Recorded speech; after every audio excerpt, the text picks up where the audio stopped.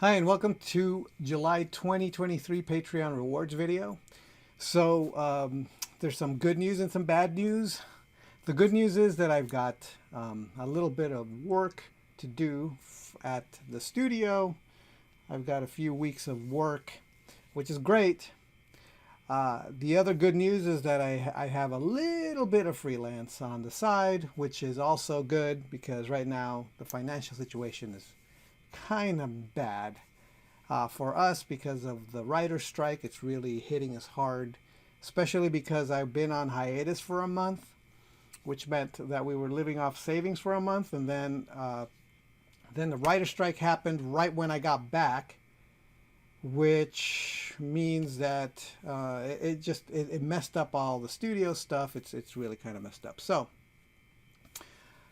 the good news also is that I launched my drawing course, which is good. I mean, it is bringing in a little bit of income, which is, good news.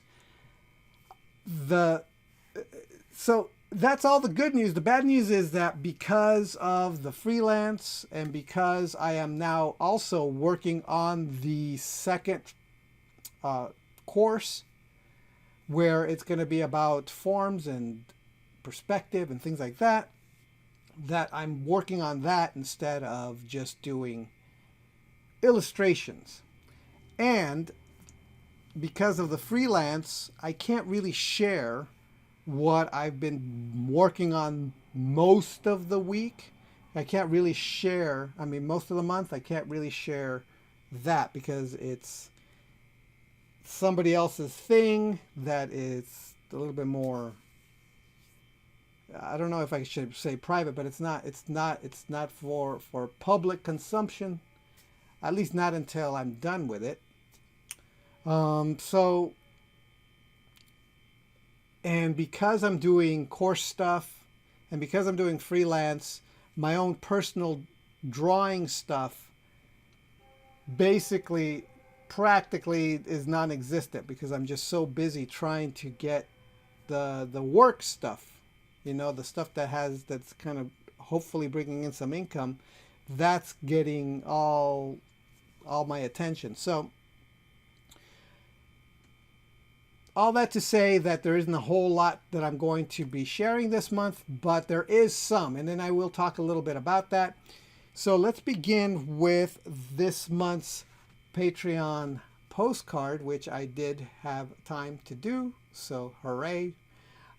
This is going out to Anastasia this month. She's won like 5, this is like the 6th one, I don't know. But she's so this is gonna be hers, so congratulations, Anastasia. And I did do a video about the making of this, so you can check it out. I like the way this turned out. I think I'm going to keep going in this direction with the postcards. So if you like this, hopefully you can look forward to the next one, and then we'll see how that one turns out. But I like the way that this one turned out quite a bit. So I will be sharing files with the silver patrons and of the course videos that I'm doing. So here is a sneak preview of the next course. I am going to be talking about perspective for sure. So here's kind of like what you're going to see, and you'll see once the video's out what this is all about. But yeah, and Raul Youngson, he gave me some feedback after watching the course, the first course. He was thinking that maybe I should have brought up a little bit of perspective into the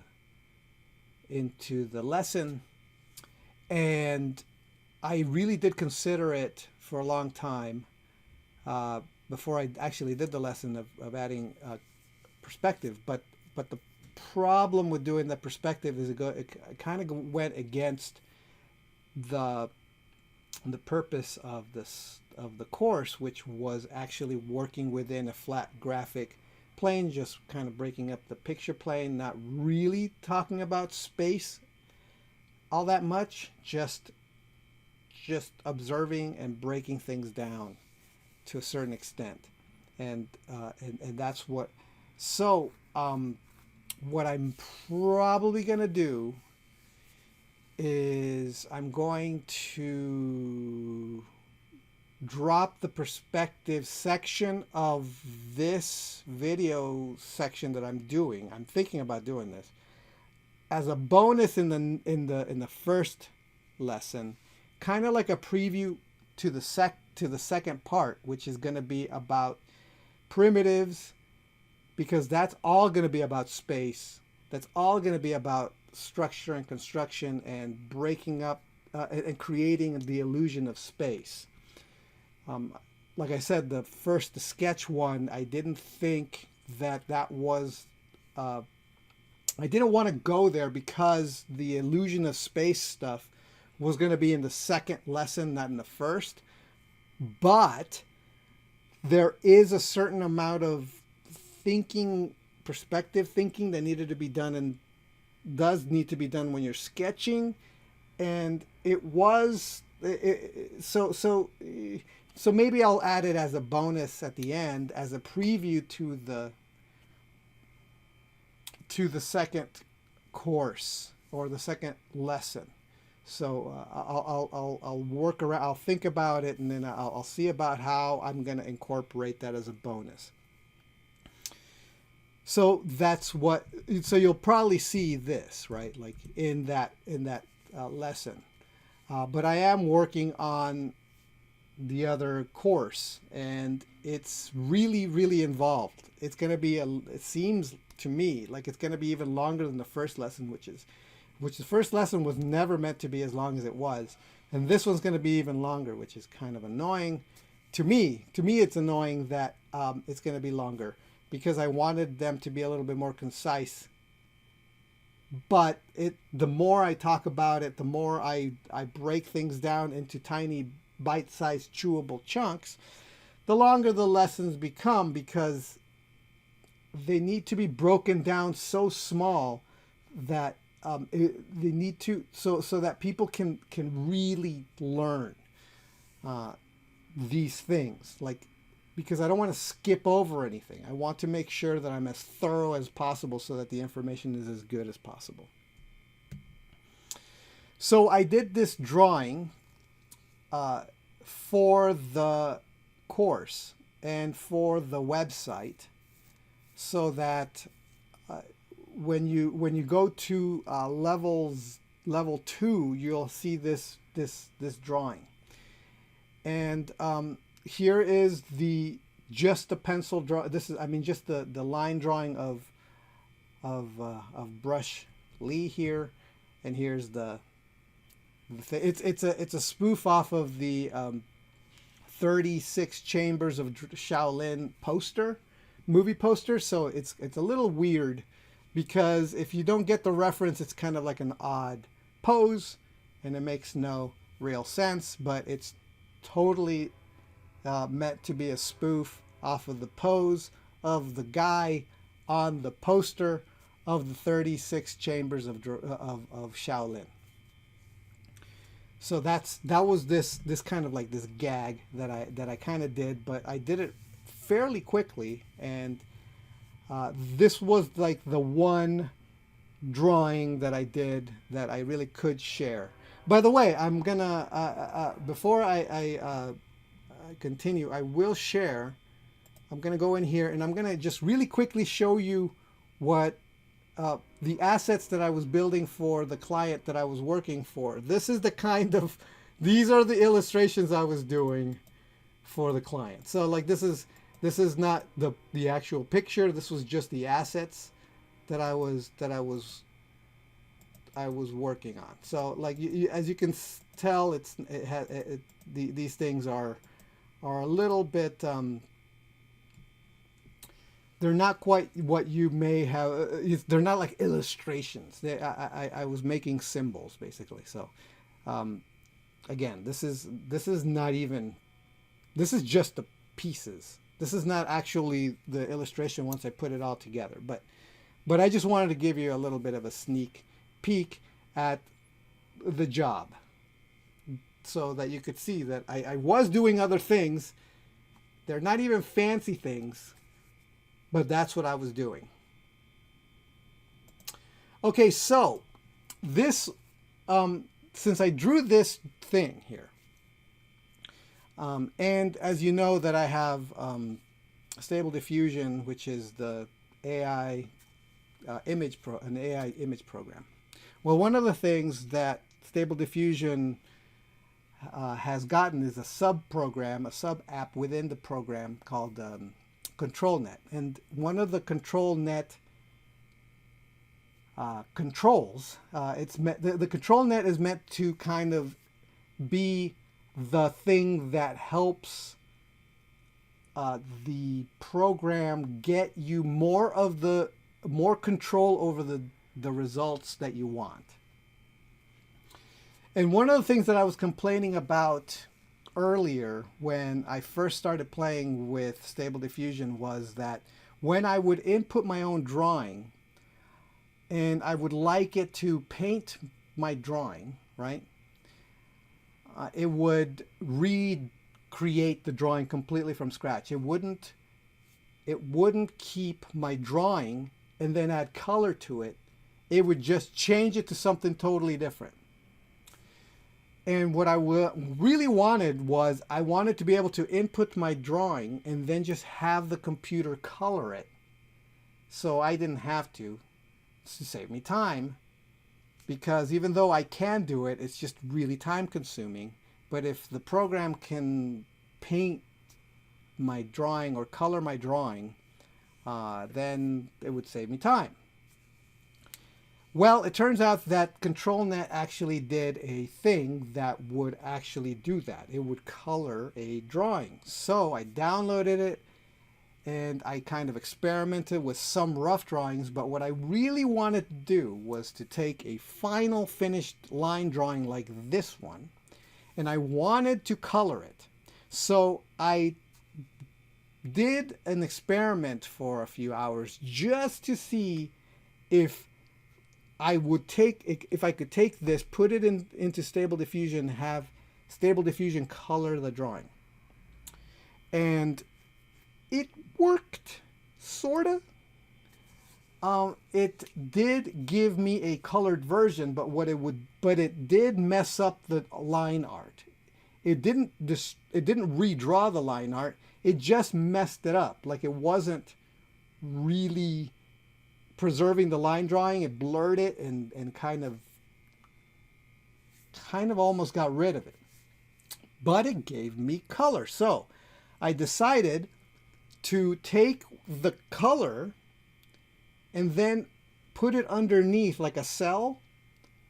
The color layer, I put it underneath, and so, but my line drawing was, in Clip Studio Paint, and so the line drawing still existed, and all I did was line up the color to the line drawing, and then I fixed up any things that weren't quite working in the color. So this is what I ended up with.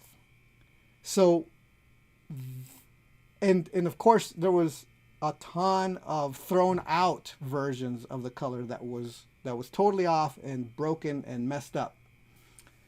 But this is actually a computer colored version of this drawing. Actually, and then I just put the rest of it together.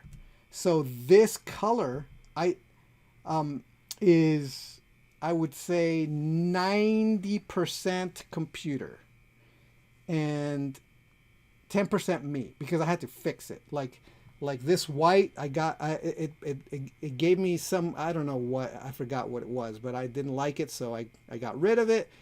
There was really some weird stuff happening in the face I got rid of. And I hand colored the brush, and I did just a little bit of adjusting here in the color of the fingers. And I think that's it. Like, that's all I did. And then the rest of it I left alone, because the whole point was to have the computer do most of the work and then have me just use the color. So that was an interesting experiment. It wasn't as precise as I would have liked to. Oh, there was a little bit of fixing up I did right here on the pecs. There was a little bit of, I still needed to go in and make adjustments. Let me just say that. That's why it's like about 10% me and 90% the computer. Notice it's very simple. So it's only like the skin color, but it added the shadows. I said that it needed to be dramatically lit or something, like I said sunlight or something like that. And it actually, this is what it gave me. It gave me this kind of like interesting shadow pattern and this gradient of color. And yeah, so I thought that was interesting. I may try it again, do something a little bit more complicated. And maybe I'll just make a video about it. But I just thought I'd share that just because it was interesting. I mean, there's a little bit of irony in the fact that I used a drawing that I did for a drawing course, and then I had the computer color it. But I'm not using the colored version on any of the Drawfoo stuff. So it was, like I said, it was just an experiment. The Drawfoo thing is going to be in black and white only.